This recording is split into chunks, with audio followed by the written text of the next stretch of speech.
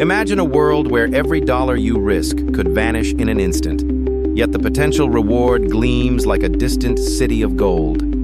This isn't just gambling, it's the fundamental engine of capitalism. We chase jackpots and sign bonuses, but do we truly understand the price of the prize? The most successful people aren't just lucky, they have a completely different relationship with risk.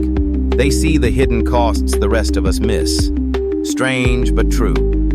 What if the real prize isn't the money at all? What if I told you that every financial decision you make is actually a negotiation with your future self? You're not just moving numbers on a screen. You're wrestling with the very human forces of fear, greed, and the stories we tell ourselves about what we deserve. This isn't another lecture on compound interest. Instead, we're going to uncover the hidden psychological contracts you've signed without even realizing it.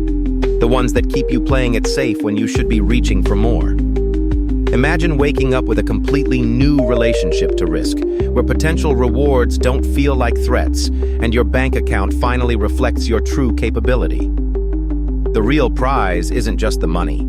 It's the profound sense of agency and freedom that comes from mastering the inner game of wealth.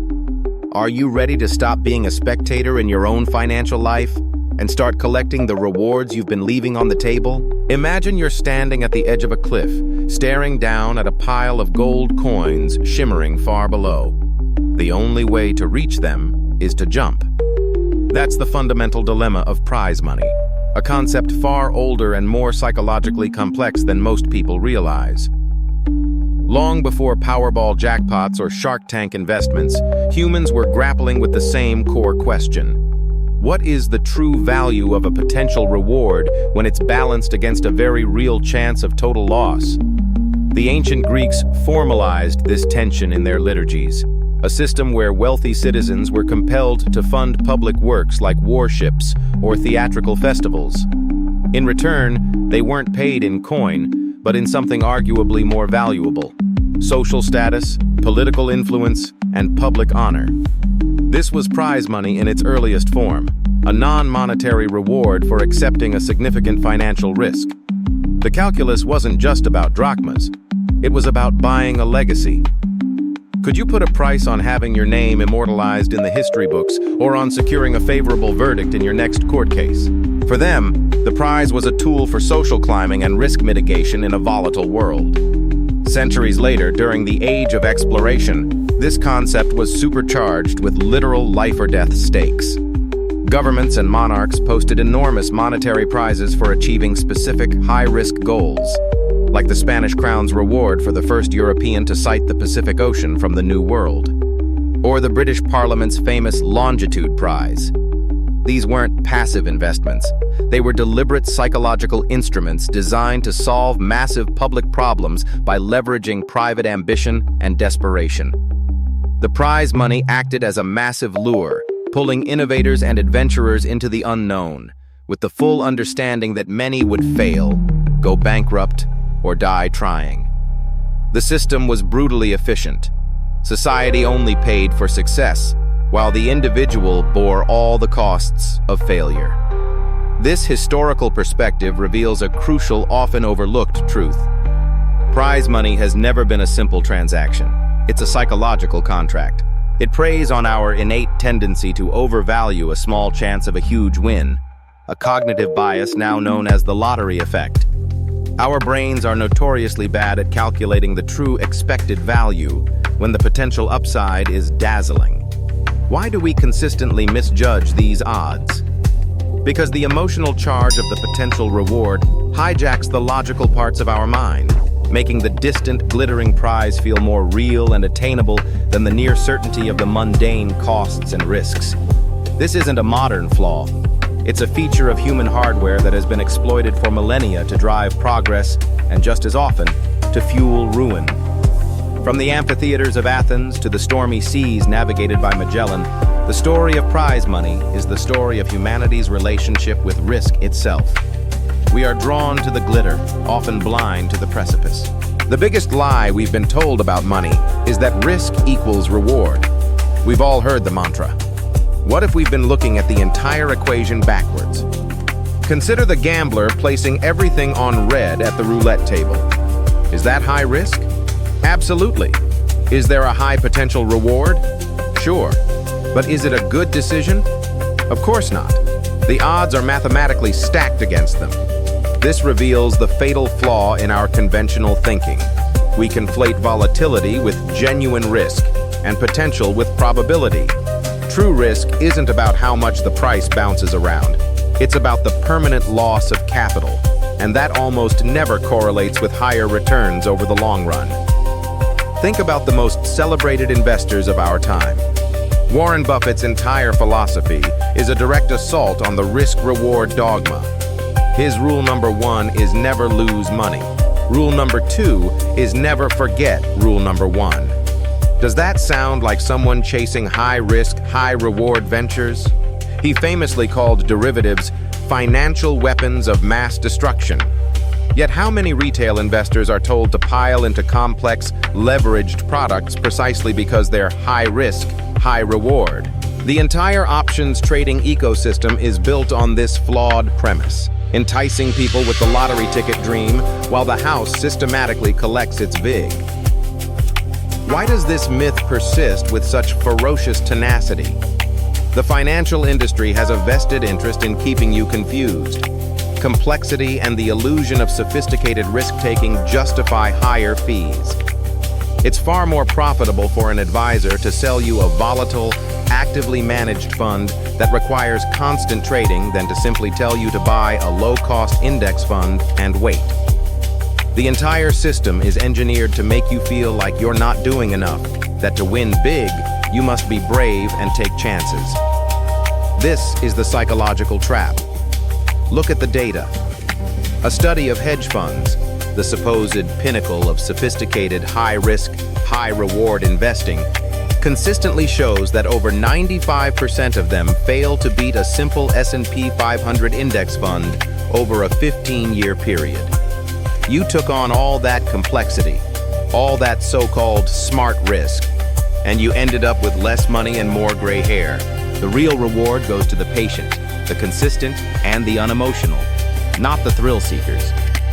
We've been sold a story of heroic financial conquest, but the reality is far more boring and infinitely more profitable. The greatest risk isn't missing out on a moonshot. It's failing to protect what you have from inflation and your own behavioral mistakes. Chasing high returns often leads to buying at peaks out of greed and selling at troughs out of fear. This destructive cycle is the real enemy, not some mythical low return from safe assets. Is your portfolio built on the solid foundation of mathematical probability, or is it a monument to hope and financial industry marketing? The tension isn't between safety and growth, it's between discipline and delusion. The market doesn't reward risk. It rewards smart capital allocation and time in the market. Everything else is just noise designed to separate you from your money. What if the entire framework through which we evaluate risk and reward is fundamentally flawed? We tend to see these two concepts as separate entities on a scale, where more of one necessitates less of the other. But the most profound financial and psychological insights reveal this to be a dangerous oversimplification. The real mechanism is far more intricate, governed not by external market forces alone, but by the internal, often chaotic landscape of our own minds. Consider the foundational work of psychologists Daniel Kahneman and Amos Tversky on prospect theory, for which Kahneman won a Nobel Prize. Their research systematically dismantled the idea of the rational economic actor. They discovered that our perception of gain and loss is not a clean, linear calculation. Instead, it's profoundly asymmetric. The pain of losing $100 is psychologically about twice as powerful as the pleasure of gaining the same amount. This loss aversion is a primal instinct, a cognitive relic that once helped us avoid predators and starvation, but now wreaks havoc in a modern portfolio. It explains why we cling to losing investments, hoping to simply break even, while simultaneously selling our winners too early out of a fear that our gains will evaporate. We are not optimizing for maximum return. We are subconsciously optimizing for the avoidance of regret. This innate wiring creates predictable and costly behavioral patterns. A vivid image emerges. An investor, frozen, watching a stock price plummet, yet completely unable to press the sell button. This isn't mere indecision, it's the disposition effect in action, a direct manifestation of loss aversion. We become passive in the face of mounting losses, yet impulsively active in securing small, certain gains. The market, in its cold indifference, punishes both behaviors. The real risk was never the volatility of the asset itself, but our programmed emotional response to that volatility. Our brain tricks us into believing that by not selling, we haven't actually realized the loss, preserving the faint hope of a recovery that statistical probability often argues against. How then can we override these deep-seated impulses? The key lies in shifting from an emotional framework to a probabilistic one. This means consciously reframing every financial decision not as a potential for victory or defeat, but as a calculated bet with a specific, estimated probability of success. A professional poker player doesn't celebrate a win from a reckless bluff. They analyze whether their decision, given the information available, was statistically sound. A single outcome is merely data noise. The long-term fidelity to a robust process is what generates true wealth. Are you evaluating your investments based on the story you tell yourself about them, or on the cold, hard numbers of their expected value? This cognitive shift is the bedrock of building genuine risk tolerance, which is entirely different from a simple appetite for danger. True tolerance is the capacity to understand and emotionally withstand the inherent uncertainty of a chosen path without being driven to panic or euphoria by short-term fluctuations. It is forged not in moments of crisis, but through the deliberate, premeditated construction of a personal financial philosophy. This involves rigorously defining your goals, time horizon, and, most critically, your sleep-at-night number, the maximum potential loss you can endure without your decision-making being compromised by anxiety. A portfolio that causes chronic stress is, by definition, too risky for you, regardless of its theoretical upside. Ultimately, the most valuable prize is not a specific monetary figure, but the profound understanding of the forces shaping your perception of that prize. Mastering the internal game of finance. The real competition isn't against the market. It's against the predictable, often self-sabotaging patterns of your own mind. Imagine you're walking through the rain, clutching a lottery ticket. The jackpot is $10 million. You've already planned the yacht, the house, the freedom. But what if I told you that ticket is actually worth less than the paper it's printed on? Not in terms of the prize, but in terms of what it does to your mind. Take Michael, a software engineer from Austin.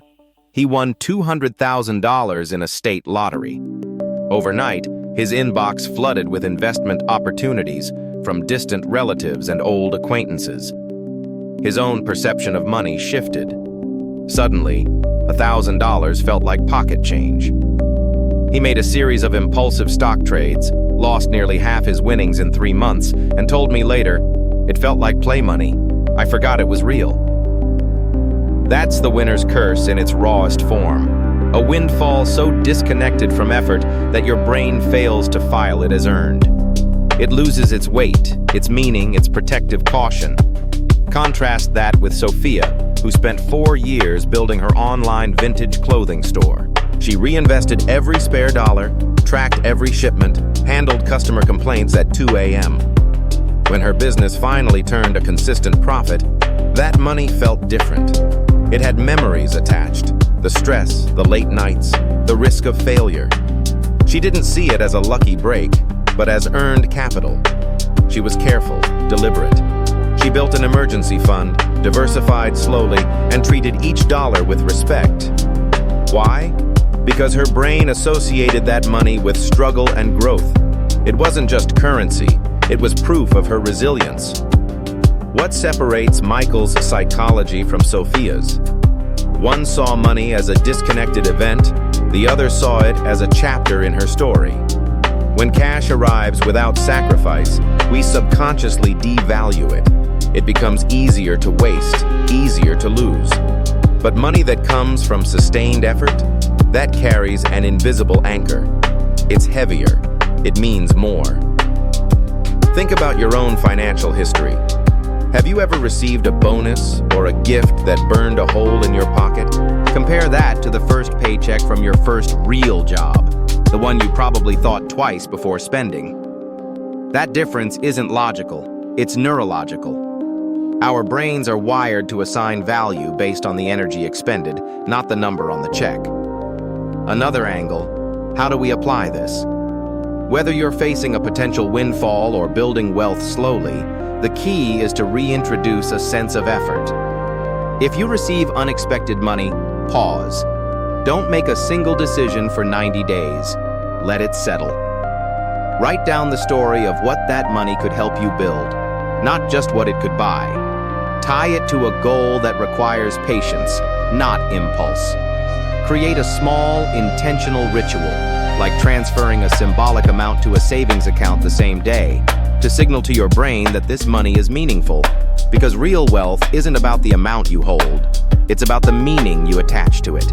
And meaning never comes from luck alone. It's forged in the space between a dream and the daily grind it takes to get there. Picture this. Identify what you're truly risking beyond just money.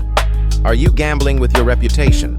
Quantify the non-financial costs with the same rigor you apply to dollars and cents. Next, calculate the minimum acceptable prize. Don't just chase the biggest number advertised. What is the actual payoff after taxes, fees, and the immense effort required? A smaller, guaranteed reward often holds more real value than a massive, improbable jackpot. Then, build your psychological exit plan before you begin. Decide in advance the exact conditions under which you will walk away, whether you're winning or losing. This pre-commitment neutralizes the emotional whirlwind of the moment and prevents a single gamble from defining your entire financial life. Finally, treat every outcome as data, not destiny. A win doesn't make you a genius, and a loss doesn't make you a failure. Analyze the decision-making process itself, separating the quality of your choice from the randomness of the result. This builds a resilient system, not a fragile ego dependent on the next big score. And so here we are, at the end of our little chat about money and the mind. Isn't it funny how we spend our lives chasing numbers in a bank account, only to realize the real prize was the person we became along the way? You started this video thinking we were just talking about finance, but hopefully you're leaving with something more. A slightly different lens through which to view your own relationship with risk and reward. Picture this. You, 5 years from now, looking back at the financial decisions you're making today. Will you be proud of the risks you took? Grateful for the patience you practiced? That future version of you is already taking shape with every choice you make right now. Remember, the market doesn't reward the smartest person in the room. It rewards the most emotionally disciplined one. The real wealth isn't just what accumulates in your brokerage account, but what grows in your character. Resilience when markets crash, patience when others panic, and wisdom when opportunities arise. I want to leave you with one final thought that's been bouncing around my head lately. What if the ultimate financial strategy isn't about optimizing returns at all, but about designing a life where money serves your values rather than dictates them? Where your portfolio becomes not just a collection of assets, but a reflection of what you truly care about. Thanks for spending this time with me today. Honestly, these conversations mean more than you probably realize. If something here resonated with you, if you felt that little spark of recognition about your own money mindset, then my work here is done. Go be the calm, rational investor your future self will thank you for being. And maybe, after all, what's the point of building wealth if you can't enjoy the journey?